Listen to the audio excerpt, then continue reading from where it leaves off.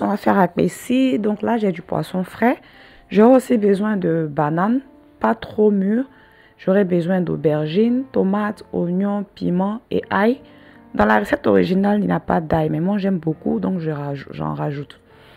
Je commence par bien laver mes légumes et les découper en gros quartiers pour pouvoir les mettre à cuire. Donc là, il y a l'oignon, la tomate, les aubergines, ainsi que le piment. L'ail, je ne vais pas le faire cuire, je vais l'écraser frais quand tous les légumes seront cuits.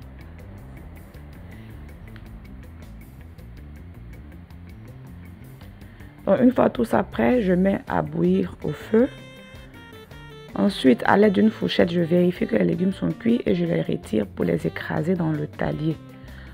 On peut les écraser au mortier aussi ou au mixeur, mais au mixeur, je ne recommande pas parce que la pâte sera très lisse et ne va pas donner le même résultat, la même texture.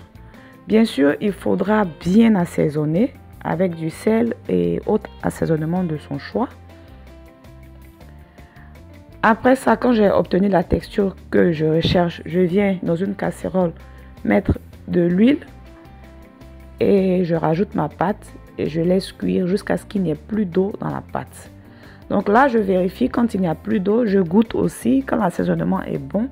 J'éteins le feu, je viens maintenant faire la banane. Je viens bien sûr l'éplucher, la découper toujours en gros quartiers pour la faire cuire.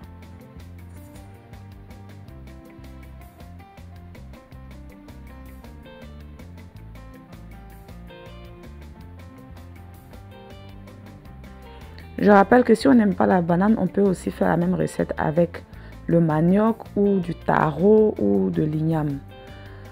Quand la banane est en train de cuire, je viens faire le poisson. Après l'avoir bien nettoyé aussi, je viens faire des entailles et le mariner.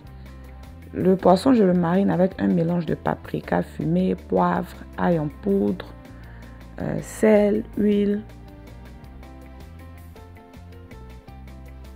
Et je vais le faire frire. Si vous voulez éviter beaucoup d'huile, vous pouvez aussi le faire cuire sur du charbon ou bien au four.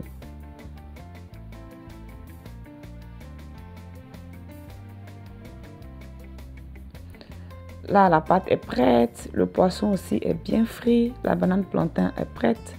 Il ne me reste plus qu'à servir.